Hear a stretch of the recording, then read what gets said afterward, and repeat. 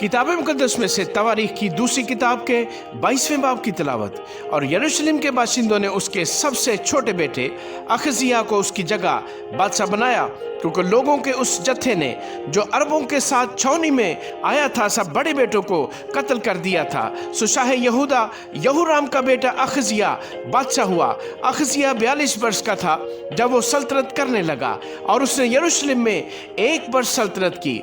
उसकी माँ का नाम इतलिया था, जो उमरी की बेटी थी। वो भी अखयब के खानदान की राह पर चला, क्योंकि उसकी माँ उसको बदी की मशवरत देती थी, और उसने खुदावंद की नज़र में बदी की, जैसा अखयब के खानदान ने किया था, क्योंकि उसके बाप के मरने के बाद वही उसके मुशीर थे, जिससे उसकी बर्बादी हुई। और उसने उनके मशवरा पर अमल भी किया। और शाह इसराइल अखयब के बेटे यहूराम के साथ शाह आराम हिजाइल से रामात जलाद में लड़ने को गया, और आरामियों ने यहूराम को जख्मी किया, और वो यजरिएल को उन जख्मों के इलाज के लिए लौटा जो उसे रामा में शाह आराम हिजाइल के साथ लड़ते वक्त उन लोगों के हाथ से लगे थे। और शाह यहूदा यहूराम का बेटा अजरिया यहूराम बिन अखयब को यजरिएल में देखने गया, क्योंकि वो बीमार था।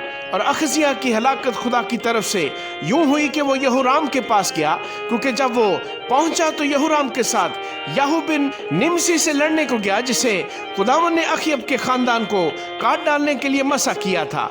और जब याहू अखयब के खानदान को सजा दे रहा था, तो उसने यहूदा के सरदारों और अखजिया के भाइयों के बेटों को अखजिया की खिदमत करते पाया और उनको कत्ल किया।